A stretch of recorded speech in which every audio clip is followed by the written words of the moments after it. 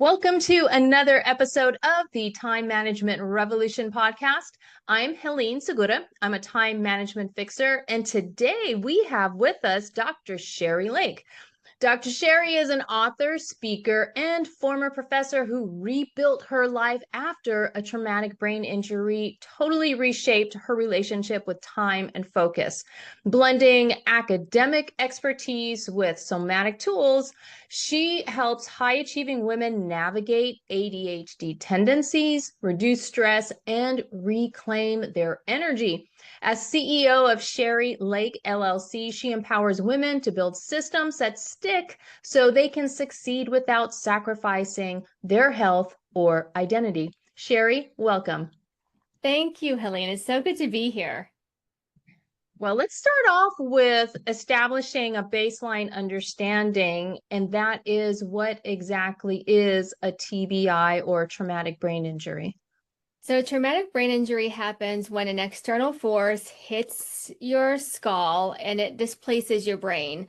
So, sometimes your brain bounces off of your skull on the inside. Sometimes there's an open wound. Mine was closed, and mine was considered to be mild. So, there are different, um, there's mild, moderate, severe, there's different ways to conceptualize it. Mine was closed and it was considered mild. But even though it's considered mild, because I have a doctorate and I was a professor and I had all of these achievements, the mild didn't matter because it impacted my life in a tremendous way. It changed everything about how I saw myself, how I was able to work, and how I was able to manage my time. Mm-hmm. And if you feel comfortable sharing, you're more than welcome to share all of the other changes you experience, but specifically about your relationship with time, productivity. Your brain injury just completely changed how you approach it. Can you describe what those changes were? Yeah, I'd be happy to. So, what happened to me? I'll just give your listeners a little bit of background. I was hit head on by a teenage driver. So, this was, I mean, no one expects to have a traumatic brain injury. Mine was completely out of the blue, and it just, at the time, I didn't realize what was happening, except immediately I knew, like, I couldn't figure out how to call my daughter to tell her the accident happened. Someone had to dial the phone for me. I couldn't spell my name. I developed a stutter, and I had never done that before. So I knew instantly there was something wrong. And then, in terms of time, what the doctors told me and what I found to be true is, if you think about when you break an arm or break a bone, you have it in a cast and it rests and it's immobile for 6 weeks. You can't do that with your brain. So the only way to kind of duplicate that to rest your brain is to rest. And for someone who's high functioning, high performing, and I was very much in this grind mindset, it was very, very hard to start to see rest as something that is not only necessary, but it is something that is essential for my health and well-being. Hmm. Now, in your intro, we learned that you help folks with ADHD tendencies, but ADHD it's genetic. It's not caused by traumatic brain injury. So, what lessons from your injury, your experience, can help people with ADHD tendencies? So thank you for that question because the traumatic brain injury is such a strange thing. So with my type of injury, with the mild TBI, 90% of people who have that type of injury um, recover with no issue. I was part of that 10% that did not recover without issue. So one of my lingering symptoms is the doctors and my neurologist, the closest diagnosis they can come to is acquired ADHD. And that's not a real Oh. diagnosis. Right, Because right. there's no way, there's no diagnosis for what I have. So what I have mimics ADHD, but since I wasn't born with it, it's not really ADHD. And Hmm. in addition to it, the frustrating part is medications don't work because it was not something I was born with.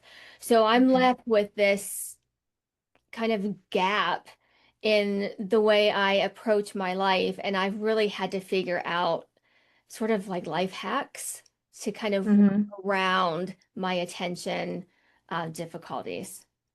Okay.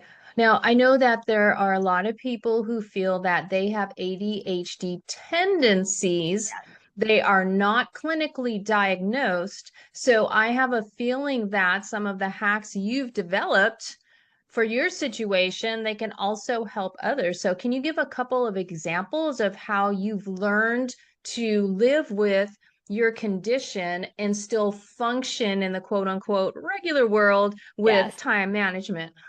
Yeah, so for the first thing I want to say for your listeners who feel like they have ADHD tendencies but haven't been diagnosed with ADHD, that in no way minimizes your experience. So first of all, Mhm. I see you and I hear you, and your struggles are real because they are real to you. And if they impact your life and your productivity and interfere with the things that bring you joy, I just want to hold space for you and say, I hear you, because it is so frustrating not to fit into these boxes. Because when you're on the outside and you don't really fit and you don't have the help that you may help have with the diagnosis, it becomes very frustrating.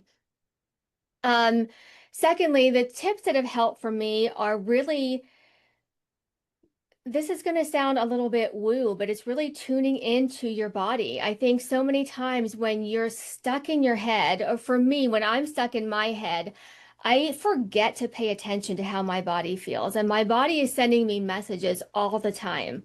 Is my heart racing? Do I have a lump in my throat? Do I have a headache? Do I have brain fog? And when I'm experiencing those physical symptoms, the first hack is I've learned to be intentional about paying attention to my body and giving those signals vocabulary. Like, Oh, oh, I have a pit in my stomach. I never had the words to describe that. I'm like, oh, I don't feel well, but I'm going to power through. That was the old way I did it. Now I put words to those physical sensations. And when I'm feeling those, simply taking a deep breath, exhaling, like in for 4, out for 6, in for 4. Extending that exhale really helps regulate your nervous system. And it seems so simple and basic, but the breathing really, really helps. So 4 or 5 of those cycles of breathing in for 4 and exhaling for longer regulates your nervous system. The other thing I have learned I'm to, doing that yeah, while you're okay. describing it. Can you hear me So, counting in my head? okay, so we can do it so your listeners understand it. So breathe in for Okay. 4 Okay. and exhale for 6. 5, 4, 3, 2, 1. And most of us, after doing that, we're like, what? Because we're not used to breathing like that, right? We breathe very shallow. And when we Mhm. breathe shallow, our nervous system can't regulate. So breathing in for 4, deep breaths using all of our lungs, all 4 lobes of our lungs, and exhaling slowly and really holding it intentionally for 6 makes a huge difference, like an instant switch in your anxiety and your nervous system regulation. The Right. other, go I was ahead. just going to say that's something I can do while I'm driving too. It's safe. You need to Yes. breathe while you drive anyway. Obviously, this is not the first time I've mentioned my driving anger. So apparently I have a problem. Thank you for this hack I can use. I'm sorry for interrupting. Please go ahead, keep No, going. no, no. I think that's great because this is exactly what you do, right? You have these micro moments. So these don't have to be like these big things that disrupt your life. These are just little hacks you can do while you're stopped at a stoplight. Um, and we hear a lot about breath work, and I'm a breath work facilitator. There are types of breath work that aren't safe for people if they have um, heart issues or if you're pregnant or something like that, the one I just mentioned is safe for everybody. So as long as you're not holding your breath in between, you are good to go. So for all of your listeners, try it and see how it works for you. Um, the other one I do is making lists. And my lists look different depending on whether or not I have big projects or small projects. If I have small projects that I know I should be able to knock out in an hour, but I know I am all over the place, I make a list of five things that I know I can get done um, within that time frame. And it is very satisfying to see those check boxes, those things checked off. So giving yourself that positive reinforcement for getting those things done. If I have big projects, I set daily schedules. I have like a little daily schedule, hourly schedule, then I have a schedule that I have for the week. So I will kind of pace out what I want my week to look like so that I'm not stuck on Friday thinking, oh my gosh, I didn't do anything all week and now here it is Friday, I have all these things to do. So I kind of like backtrack and work ahead to the most of my ability so that I'm spreading those things out to decrease my overwhelm. Okay. And is that something you did before the injury, or you developed this routine after in order for you to be able to manage time better? This is something I developed after the injury to help me manage time better. Before, Okay. I used to just kind of fly by the seat of my pants, and I knew what I had to get done in a day, easy peasy, no problem. Well, now with my attention issues and with my fatigue and with knowing that intentional rest increases my productivity, I am intentional about not cramming too much in so that Mhm. I can allow myself that therapeutic rest. Okay. In reading about your work, I understand that you talk about self-trust as Yes. a part of time management. Now, for most people, that would never come up. I mean, I'm a huge proponent that time management is all about mind management. So we do need to take care of ourselves. It's also about thinking and decision making. But quite frankly, I've never heard about self-trust being a part of it. So how do identity and confidence, self-trust play into building systems that actually last? So self-trust, I think, is imperative to building systems that last. Most of the women I work with come to me burnt out. They say things like, I've lost my joy. If I continue this, I'm just going to feel dead inside. And those are pretty radical statements to hear, and sometimes from very young women. So we talk about intuition being different than these ego-driven decisions we make. So sometimes it's important to trust yourself and your intuition. So I have a very simple way of explaining intuition. Intuition is if like an opportunity comes up and you get this, ooh, this really excited feeling. It just lasts for a split second, but you know that feels good. That is your intuition saying, yes, put this on your I want to do this list. Versus someone asking you to do something, you're like, oh, like that is like, okay. So you're going to trust yourself that those signals that your body is sending you, ooh, this is exciting versus, oh, I don't want to do this, but I know I should, and I don't want to say no. And you get into this people pleasing stuff, filling your time full of things you don't want to do and things that don't bring you joy lead to burnout. The antidote to that is to start to fill your time with more things that bring you joy. Burnout isn't always having too many things on your plate. Sometimes it is. Sometimes it's not having enough things that spark your creativity or spark your enthusiasm and your joy for life. So Uh, self-trust fits there because you're going to trust yourself to notice those signals and to act on them and start to learn. It's so uncomfortable, especially for women, to learn how to say no. But mhm. saying no to things that aren't essential and don't bring you joy, I think are paramount to creating this life of joy.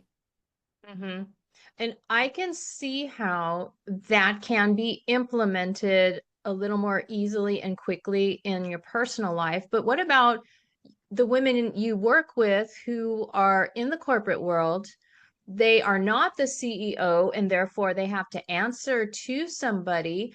Is there a way you can help them implement this self-trust, even though they might have to say no to somebody else, or let somebody else know, like a supervisor, that, hey, you know what, this isn't bringing me joy? Because if your whole day at work is not bringing you joy, what can you do about it? Yeah, I love that question. So I was a professor, so I supervise a lot of graduate students, and then I was a leader in education. So I had about 30 people I supervised, and I am very intentional about burnout, especially burnout for women.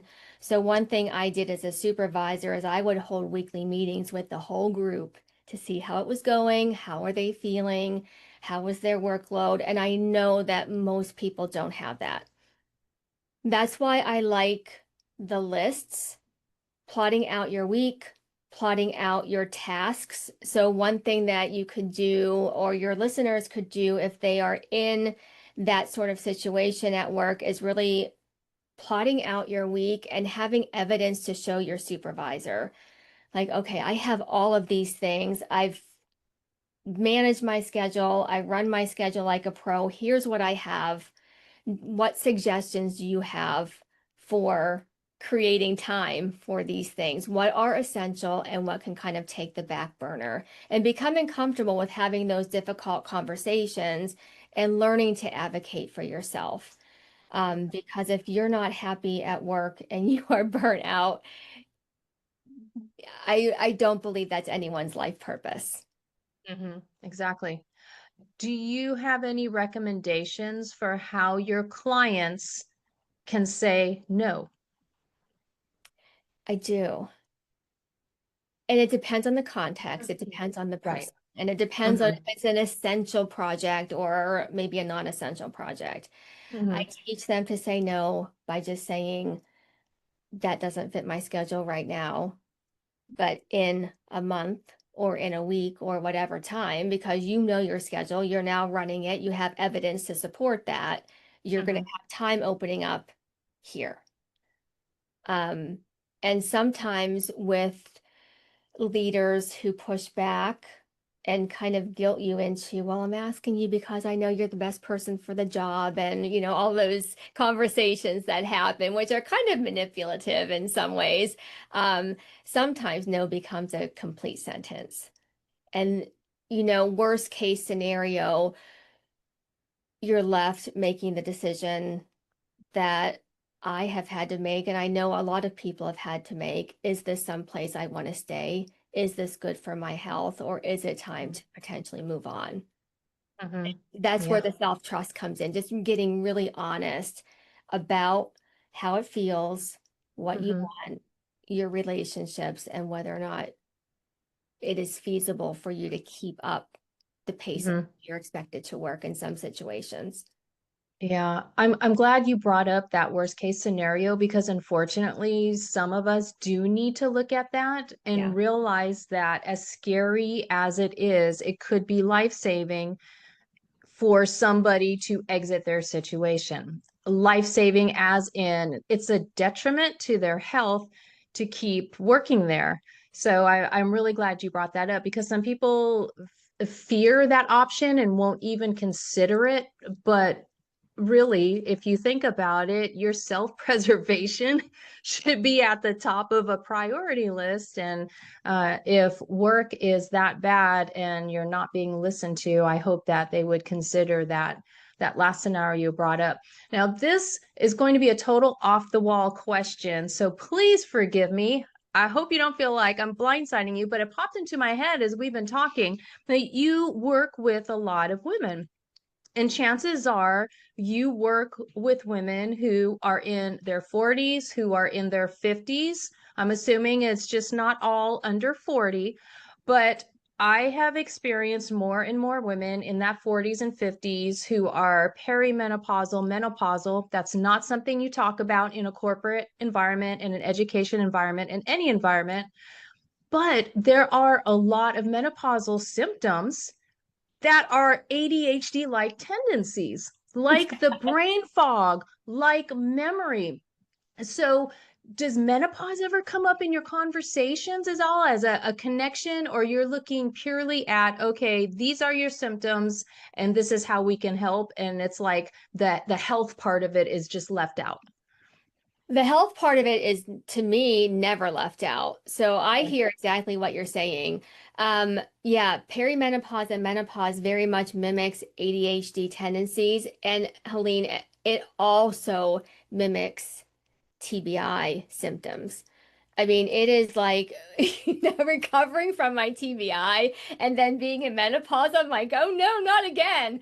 Um, but there are, I mean, if you're working in the United States, those are ADA accommodations. And I know some workplaces don't support that and don't want to have those uncomfortable conversations. Mhm.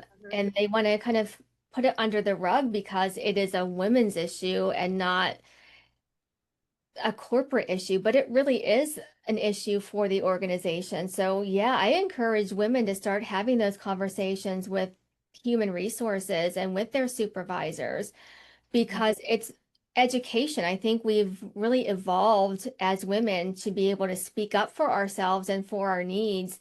So, absolutely, I think that your health always comes to the forefront because when you start to ignore your health and know you're struggling and know that there's a physiological reason for it, you deserve to be heard. That is my belief. And that's a hill that I would die on, because you're going to be a better employee, a better contributor. You're going to feel better about your contributions if you are supported in a way that meets your health needs.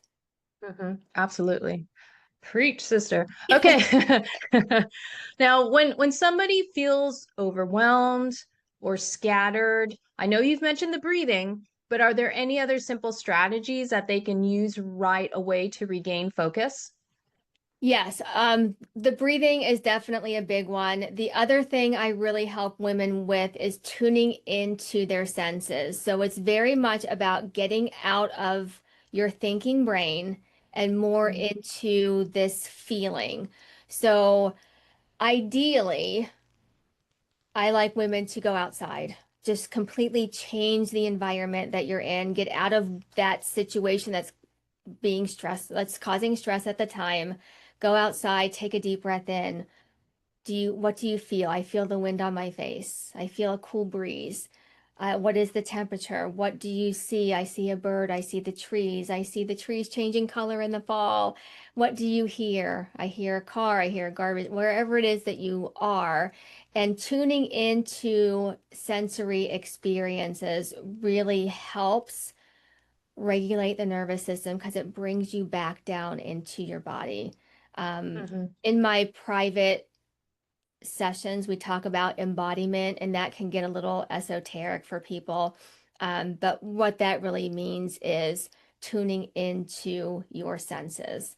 And if you can't get outside, step into a different room, Okay. preferably in private. um, Take off the high heels, let your feet spread out on the floor, and really just ground in and take a breath and notice the sounds and the sensations around you. Mm. And it really is this instant 2-minute calming strategy that works almost every time. Oh, that's great. And I know that we should be getting up from our desks anyway, so why not use this opportunity, do more than get up, but make it an intentional break where you can just calm yourself down. So thank you for sharing that, especially the part where if you can't make it outside, this is your alternative that you can use because not everybody works in a place where they can just immediately go outside. Right. So Much appreciated. You have shared with us how you break down projects into smaller steps and then you're mapping out your week so you have an idea of what you need to do. Is there anything else that you do in your professional life or personal life that helps you with time management? Yes, there is. And it's very unconventional, and this isn't really about the schedule or the routine. What helps me with time management in my personal life? So when I'm home and I'm working on projects at home, I need to be up and moving. Like I cannot sit. So I have a standing desk that I use. I take 10 minutes and I go outside. I take 10 minutes and I do a short yoga routine. I moving your body and really getting some physical outlet. You have all this, well, for me, I'm going to talk about me. I have all this stored up energy from thinking and Mhm, like trying to keep everything together and looking at lists and mhm, looking at this list. Sometimes it's good to let that energy move out of your body. And you do that through ways that feel good for you. So walking feels good for me. Yoga feels good for me. Some people like dancing. Some people would literally like shaking out all of that energy and stress, and mhm. then intentional rest. And after those little micro breaks, I can come back to things with a clear head. Nice. So talking about this idea of rest as being productive, which Mhm. is a shift for a lot of people. Yeah, because a lot of people think, oh, if I can just work longer or get busier, then I can do more. And so many people don't realize that's actually Yes. counterproductive. You do need to build those rests in order to be more productive. Well, Sheri, I think we've covered just about everything under the sun: traumatic brain injury, menopause, Yes. ADHD tendencies, dealing with all of that life and being more productive. Is there anything else off the top of your head that you just really want to share to help folks with either their ADHD tendencies or time management or what they have going on in their situation? I just really want to end on a positive note and just acknowledge the effort that your listeners make in managing their time, because when you have ADHD tendencies, it becomes really difficult. And if there's one thing I would like your listeners to come away with from this conversation is to just get curious and try some of the techniques. Try intentional rest. I know it is uncomfortable because we are not raised and trained to think in that way, but intentional rest may be a game changer. So I would just encourage try it. It doesn't have to be, you're not taking a 2 hour nap in the middle of the workday. You're just taking a few minutes to breathe or to go outside or to notice your body's sensations and see what that Mhm. feels like for you. If it feels good, put it in your toolbox. And if it doesn't, try some other things. Yeah, right. And I am piggybacking on that. I encourage people to try it more than once because usually the first time is always uncomfortable. It feels Yes. different. It feels weird. So just give it a go at least a couple more times. And then if you don't like it, go ahead and move on to another tool. But I love ending on that positive note. But one more thing before we end, would you like to share how people can connect with you so they can get more information? Sure. You can follow me on Instagram. It's at Dr. Sheri Lake. And you can visit my website at sherilake.com. And I would love to hear from all of you. Excellent. And for those people who are listening and not viewing, Sheri is spelled Sheri, and then her last name Lake, Lake. Sheri, thank you so much for being here today. Thank you, Helene. It was my pleasure.